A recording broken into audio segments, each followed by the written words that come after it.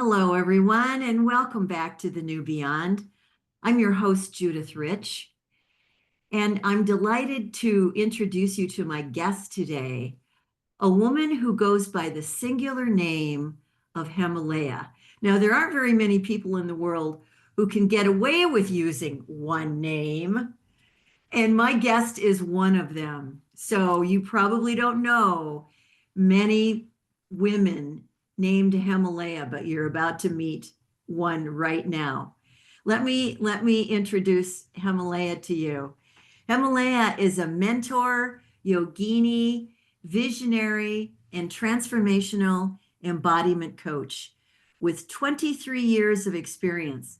She's a pioneer in the health, yoga, and wellness industry, blending ancient wisdom with modern techniques in her global teachings. For over 2 decades, Hemalayaa has been a featured presenter at yoga conferences and conscious festivals, offering transformational experiences to participants worldwide. I mean, this is a woman after my own heart. I just feel such a alignment with our paths. As one of the visionaries behind Embody Costa Rica, which, let me just back up a minute here. On the previous episode to this one, I interviewed Hemalaya's co-visionary, Dave DTO Kemp, and we did an episode on music as medicine. And now here's DTO's counterpart, Hemalayaa. She is one of the visionaries behind Embody Costa Rica, a wellness and transformation center. She now leads retreats and hosts other facilitators at this stunning venue. And I can't emphasize stunning venue enough. Hemalayaa mentors spiritual leaders, teachers, and light workers who are ready to step into their leadership. She helps them embody their wisdom, elevate their physical health, enhance their work, and amplify their purpose, all to create a powerful and positive impact on the world. Her expertise has been recognized in numerous publications, including the New York Times and Los Angeles Times. Hemalayaa has also made appearances on popular talk shows such as Ellen and the Today Show. I'm delighted to welcome you to the New Beyond, Hemalayaa. Oh, well, thank you, Judith. It's a pleasure to be here and to be with you always. I'll tell you, I am fresh off the retreat that I just co-facilitated at Embody Costa Rica, and that experience is still very much alive. My heart is, I think my heart has just been permanently blasted open to a whole new level, fed and nurtured by the earth, the soulful environment there, the beautiful service that you and your team provide. It was just truly a magical experience. So I'm delighted to welcome you to the New Beyond. Oh, thank you. Yeah, it's amazing to be here and to have had you guys just here. Oof. Yeah, it was really special. Yeah, yeah. So I'd love to start with a little bit of your story, Hemalayaa. Um, you actually, your birth name is slightly different, isn't it? It is. It's Hamjot, Hemjyot. Very interesting spelling as well. It's a Punjabi Sikh name, so it comes from the Sikh tradition, Sikh religion, and it means a flame on the greatest mountain. And I happen to be very drawn to mountain towns, and I happen to be living in a mountain town here in Costa Rica now. Yes. But I have been surrounded by different mountain towns too. And it means the flame on the highest mountain. Uh-huh. Wow. And Yeah. really, I mean, that's quite a legacy to embody. And yet you do. You really do. You are such a light. You are such a bright light. So share with us a little bit about your origin story. You were born in Toronto from parents who were fresh off the boat, you say. I did. I said they're fresh off the boat, that some would say this. But yeah, they arrived in Canada, and then a few years later I was born. They were fresh, they were new here, just starting their lives. Probably didn't want to have children that quickly, but it was part of my trauma.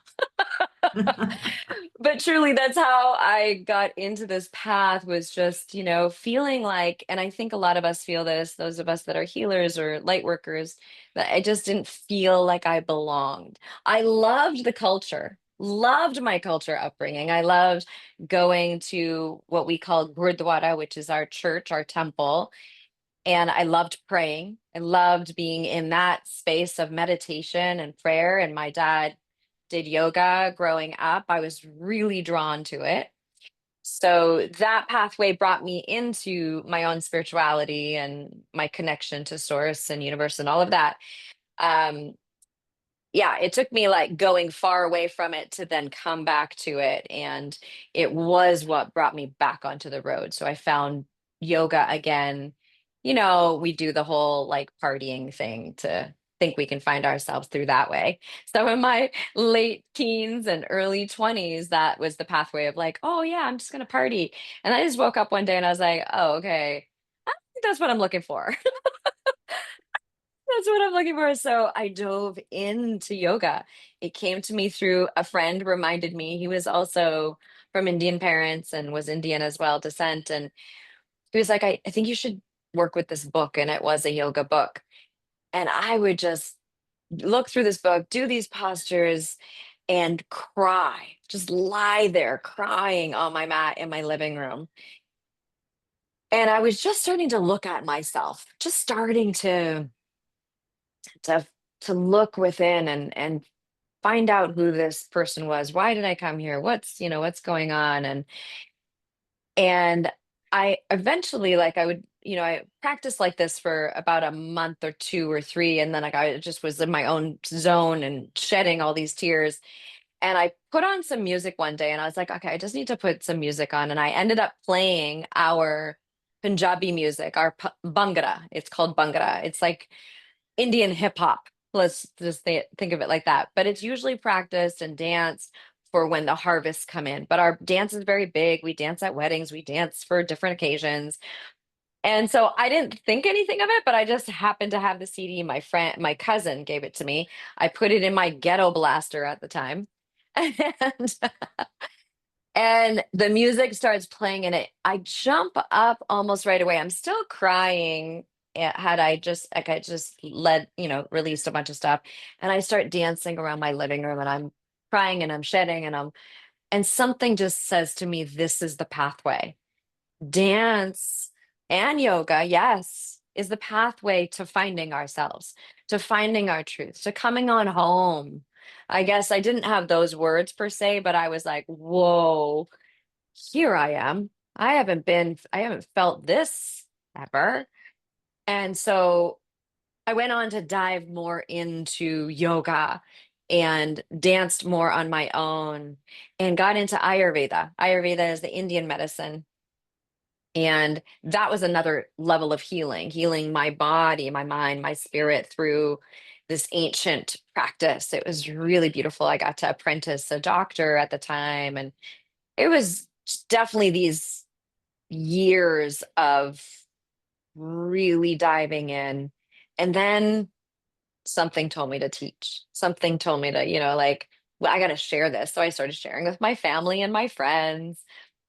And then soon after that, yeah, sharing with groups of people and went on to make DVDs and, share in that way globally. And then then these festivals started popping up, these conscious music and yoga and wellness festivals started popping up, and I had the privilege of being able to share at the festivals. So it kind of just like rolled from there. It came out of my own deep need for healing and my desire for finding who I was and what my path was, to then really feeling called to share with others the pathway. And I did a lot of around that time too. I did do leadership work. Landmark Farm came to me at that time. It was like in my in my 20s as well. And I did the whole curriculum for living. And, I just went Oh, on to do more leadership work like that, process work like that, uh-huh. where you shed the veil. That's what I see Yeah, you being an incredible yeah, leader of, is you showing us how to look beyond what this mind can see and open up that veil so that we can see even greater and see more truth. So I really got that opening at a younger age, and then went on to, when I saw, you probably had this too, Judith. I wonder if you did, where, when you were in that space for the first time where you're like, whoa, I feel very called to doing that, yeah, to supporting in that yeah. that movement of us all being awake and, you know, just not being in that unconscious, being in the conscious, being in the deliberate, being in the choosing.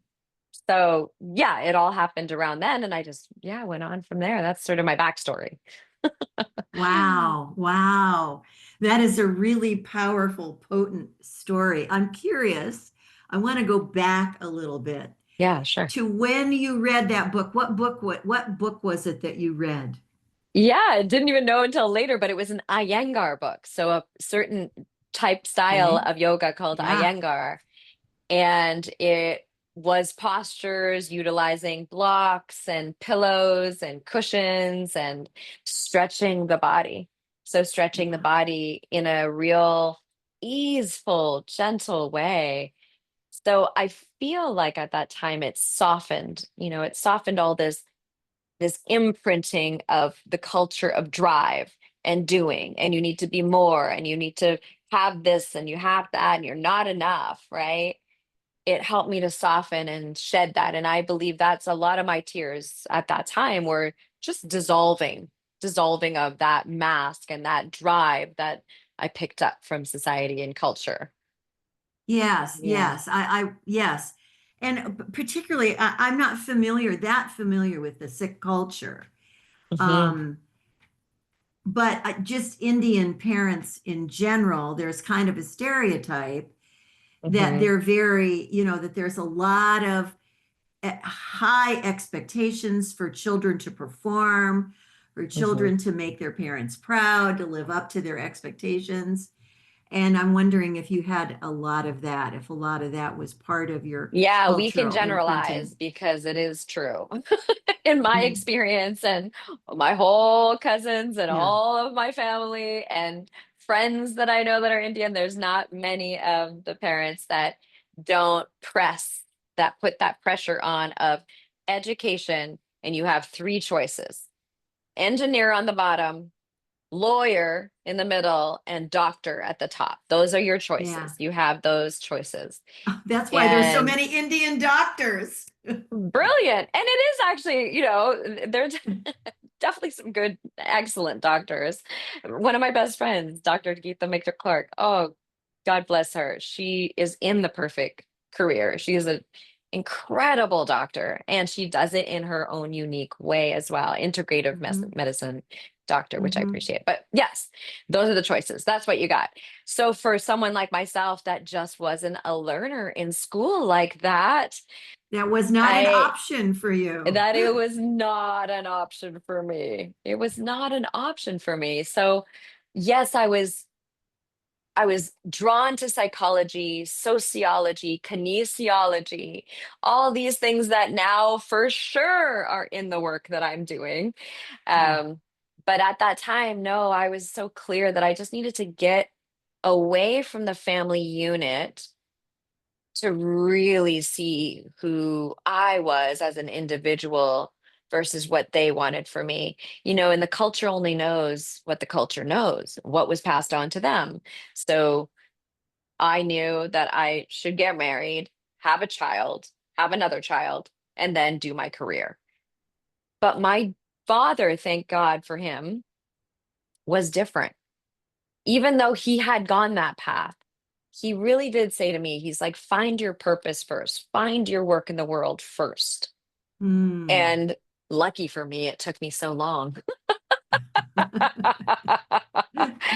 So then marriage and the other stuff like that wasn't that wasn't it didn't feel as aligned for my pathway. It fell because by the time I got into my 40s, then I was like, okay, now I know what I'm really doing. Although in my 30s, I was still already teaching and leading and facilitating, but I kind of just joke around that. But yeah, relationships were not my strong suit nor my easy pathway. So lots of learning and lots of growth and lots of massive self-realization, self-actualization came out of relationships. So I am absolutely grateful for the Hmm. pathway of that kind of we kind of diverted off, but yeah. Where were we on the Yeah, I don't know. Let's okay. just pick up where we are. Yeah, Um, exactly. Perfect. yeah, well, we were talking about the book, and and it really cracked you wide open, and it touched something very. It Yes. was like the Yes. seed of your becoming was cracked open, For sure. and you began to just. Just picturing this, like this cocoon breaking Hmm. open and this butterfly with wet wings emerging. And Yeah. you have become this beautiful butterfly in your Oh, journey, and teaching other butterflies to fly. Really. yes. And at that time, another thing that happened, actually, I'll just add in, is I started going to therapy. I started doing something that was also not culturally appropriate for me. It was not something that the Indian culture, definitely the Punjabi Sikh culture, does not talk about things. It's a very stoic culture in a lot of ways. Uh-huh. So we're not taught to talk about feelings, let alone actual things that that are stuck inside of ourselves. So I also, that was another thing that happened around the yoga and the book, as well as, the transformational work that came. It was like, Yeah. oh, okay, therapy too, going and talking to somebody every week and realizing, whoop, wow, got some shadows. There's a whole dimension of who you are that was up until then unknown to you. And Yeah. that's the thing that I see consistently that happens for people when they do transformational work, is that it's sort of like cleansing their eyes. It's like a film has been removed off of their eyes. And so they suddenly see their life and themselves, their relationships, everything that's always been there, but they see it with new eyes. And it's like a revelation. It's like, whoa, how did I miss all this? Yeah. Hmm. Yeah. Definitely. And Yeah, it's yeah. very, it's very enlivening and exciting for people. I love, I mean, I so totally love the experience of witnessing and mentoring and supporting people doing that work. It's like being a midwife. I think of myself as a midwife of consciousness, as a midwife of transformation. And you are too, in your Mm. own field. You Yeah, definitely, thank that's what you. you do. Yeah. Well, You you're a coach midwife of consciousness in coaches. others. That's what I love that. Midwife consciousness in others. I love that. That's very Yeah. cool. Yeah. Yeah, Yeah. yeah. Well, and you're doing that work. You're Yeah. working with leaders. Share about Hmm. the work that you do with leaders that are mentoring and supporting them to take themselves to the next level of their own leadership. Yeah. So facilitators, leaders, teachers, yoga teachers, trainers, all of you guys and us that give a lot. We're very purpose driven. We have that calling and it is clicked in. And with that clicked in, we have drive, we're doing, we're going.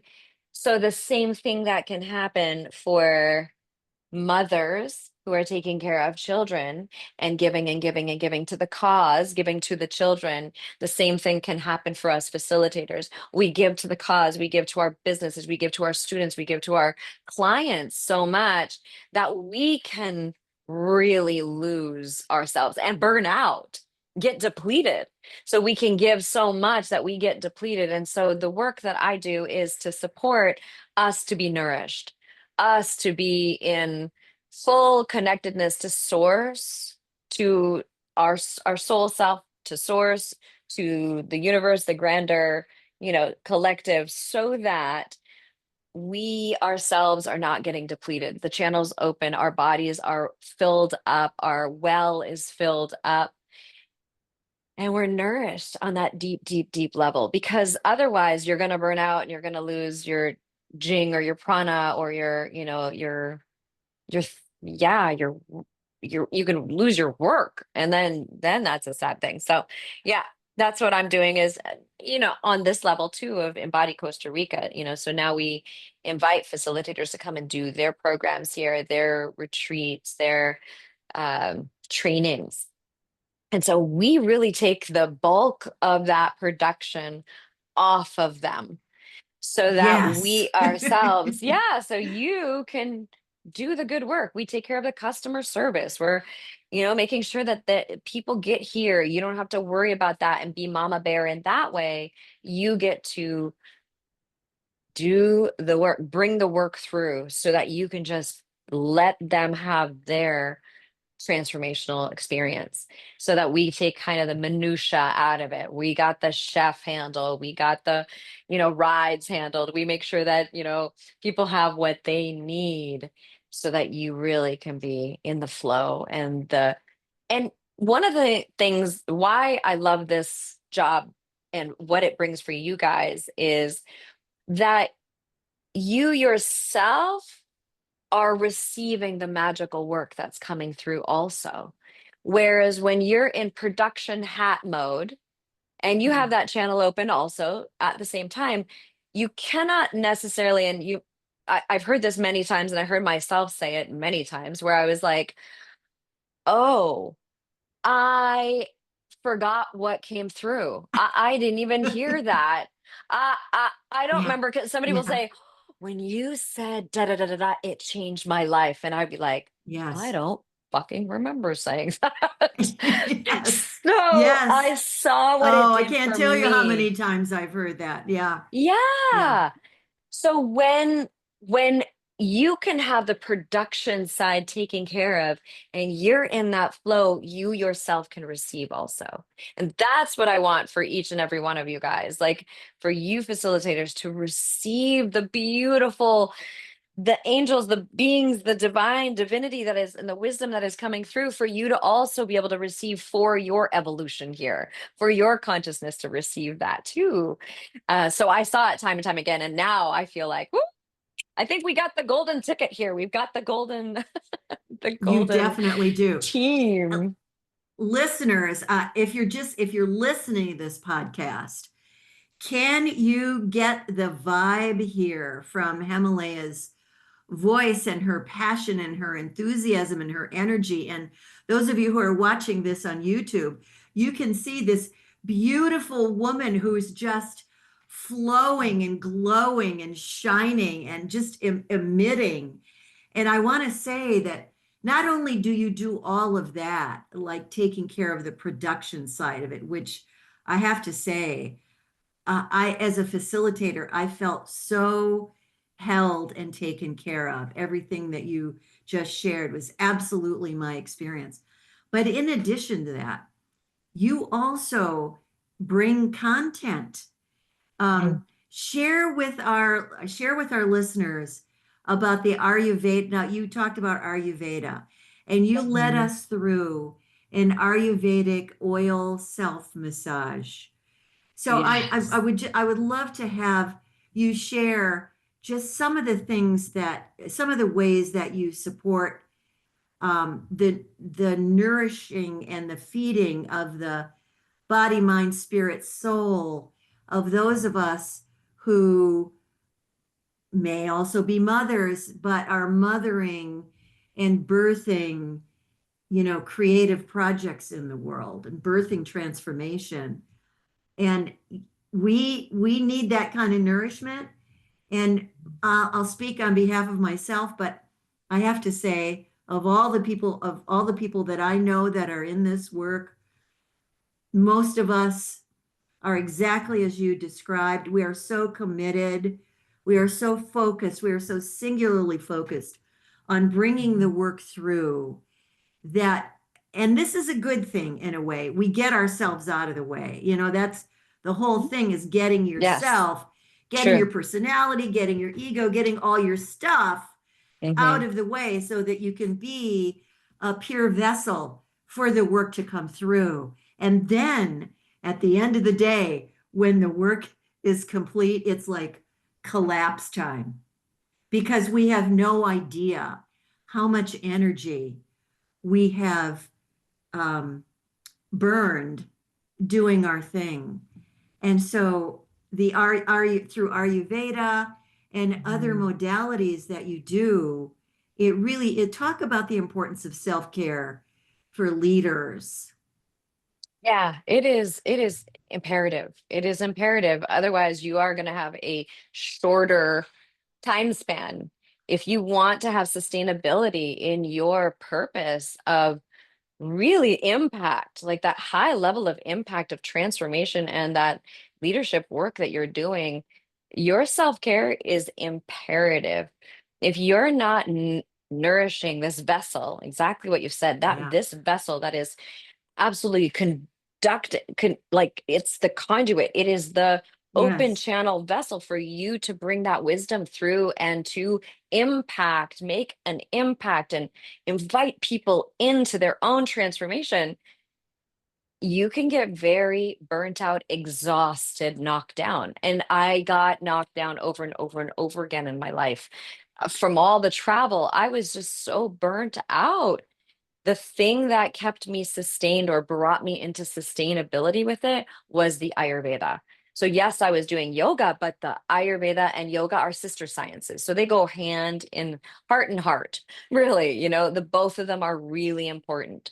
So Ayurveda, one of the things that you mentioned is, yes, because I've been leading for over 24 years now, I have many workshops and offerings that I can put into your curriculum if you felt called to. I'm happy to do that. But one of my favorite things that we got to do at the Jungle Wisdom Retreat is this self massage ritual. So Yes. I invite everybody into the temple, and everybody's got their skimpies on. So Yeah. bathing suits or bra and undies or just some shorts or whatever that you feel comfortable enough, and that you can get oil on, because everybody's got their space with a little bowl of oil. We do some prayer together and call in deep imprinting and nourishment into your bodies. And so I take us through this whole ritual of massaging our bodies with this beautiful Ayurvedic oil from India. I've got an incredible source now. Oh my gosh, I'm so excited about it. And massage the whole body. And then we do a little movement and breath work and allow that oil to be penetrated into our being. And then we go into meditation.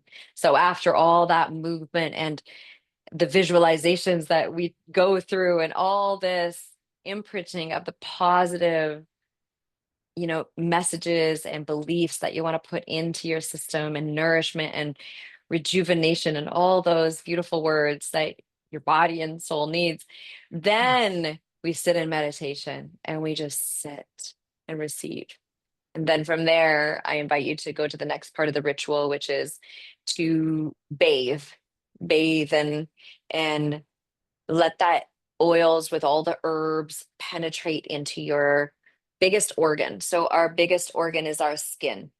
So our skin absorbs it. And so those of you who are leaders and facilitators and teachers and trainers that are traveling, woof, it is essential that you have this repertoire in your practice. This is the thing that will sustain you Otherwise, being in those airplanes, being in those airports, and eating that food along the way, it will Mhm. take you down real fast. And I mean, you got here, you got here to the point that you're serving people. How do you want it just to go away? I don't think so. I think you're here for as long as you can, but it needs to be quality. It needs to be quality. You yourself need to be in that full vibration, high level of vibration. And that can come from your self-care, your self-nourishment. Yeah. I Wow, changed the word listeners, from selfish to what is it? So instead of us thinking like we're being selfish if we're taking that time, yeah, it's like self-giving. I'm giving to myself. I'm honoring this moment in time. yes. Yeah, self-nurturing, self-giving. Yeah. I love It's that. I great. really love that. I'm honoring, I see who I am. I recognize my own divinity. Yeah. You know, one of the Yeah. things that I teach in leadership is a South African term that is sawubona. You Albona. probably remember Okay. me teaching that. And sawubona means we see you, we see you. Mm, And the we refers to the ancestors and the divinities. mm, And the experience, I think, to come into recognition of being seen by your ancestors. I mean, if you just imagine that, your the whole mm. ancestral realm, not just your personal ancestors, but the collective Uh-huh. ancestors, the Yes. Yes. ancestors that we I love share, that. that I share Yeah. with you and you share with me, the collective Mm, ancestors and the celestial realms, the divinities, mm. to have the experience of being seen and witnessed Yeah. at that level.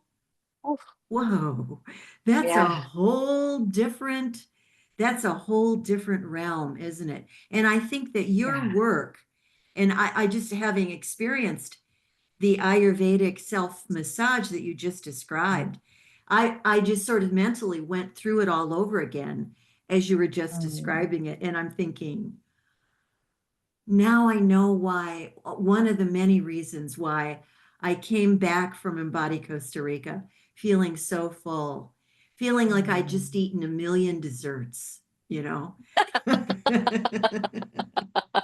You know, that kind of full and satisfied, and nothing more is Yes. wanted or needed here.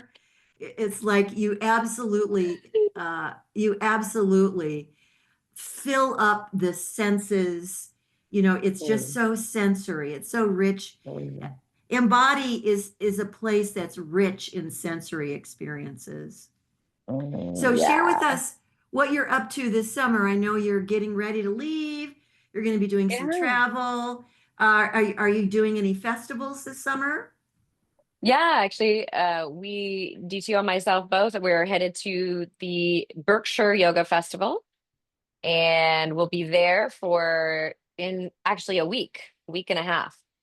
So we're very excited about that. And then we'll be doing a little family tour in Canada, and then I'll make my way to Santa Fe. I was just thinking I'm going to be actually popping over to LA, so I might see about maybe doing a little pop-up, a little yoga meditation pop-up somewhere. So I'll Oh, keep you posted cool. on that. Cool. Yeah. Do. Now, when you Yeah. do a festival, what actually are you doing?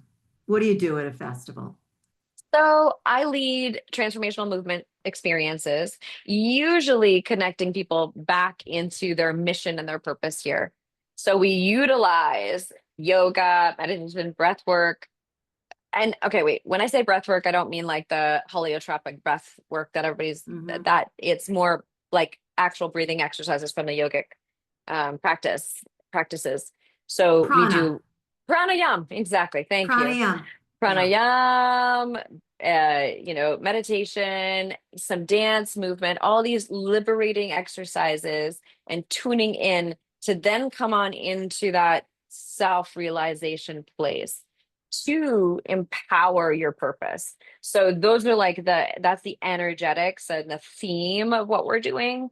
I may run, different women's classes. And I've been really talking about perimenopause, menopause, and postmenopause time because I'm in that passage at this time. And I'm finding that all these things that I am doing in my practice is working. So I've been sharing that a lot more with women. And Ooh, yeah, it's been yeah. great. It's been amazing. Real things that are supporting, knock on wood, but supporting like our bodies staying in detoxification and moving some of those hormones into recalibration. And yeah, it's been amazing. So that's really, this Berkshire Yoga Festival, I've got like 4 different workshops that I'll be leading. So usually it's, anywhere from 50 people to 400 people in a class. So it depends on Wow. where it is or what time of day it Wow. is and all of that. But yeah, it's been amazing to practice with community. And that's really what I'm super stoked about, is being in present connection with humans. Because we've got the blessing of AI, great, awesome. It's going to expand our technology world. It's going to expand our support for sure. And it's also human connection that needs to bring us back home for the bigger transformation, for those greater levels of self-realization, self-actualization, like those big things. Those come when we gather together in person. So yeah. Mm. Oh, that is so beautiful. That is so Yeah. beautiful. I'm just thinking how fortunate are the people who get to experience you and get to experience your work in all the various venues and avenues in which Mm. you do your work. And on that note, just final question here. What do you see out there ahead 5, 10 years from now for you, Mhm. for Oh, your for work, here. perhaps, Hmm. yeah, Hmm. for your life? Okay. Oh, that's a great question. 5 years? Oh, I see so much good high alignment community coming in to play with us here for us to support them, for them to support us, and for our soul family to keep growing and growing and growing. Uh, yeah, I see much more transformation on the planet. I see us growing and being in real deeper connection as we get there in that 5 year, 10 year mark, that AI will enhance us, but we will be enhanced with community connection. Yeah. Yeah, yeah. Yeah. Well, you and DTO and your community and your soul family are exactly the kind of leaders that are needed Mhm. in the world today, given the massive kind of global collective transformational changes that we are currently going through. We're going to be going through for a while yet. We're in a Mhm. massive collective transformation. Um, and we are creating a new earth. And I see you as one of those leaders that are going to, bring about, stand for, and be the ground of being for that new earth. So thank you for the work that you do. Thank you for your vision and your commitment. And thank you for spending time with us here in the new beyond. Thank you, Judith. And thank you for being an incredible role model of this work and Oh, this leadership. Truly. Yeah. oh, thank you. Thank You're a you. pioneer. Thank you. Well, thank you, everyone, listeners, and those of you who join us on YouTube. Thank you for spending time with us here in the new beyond. Until next time, many blessings.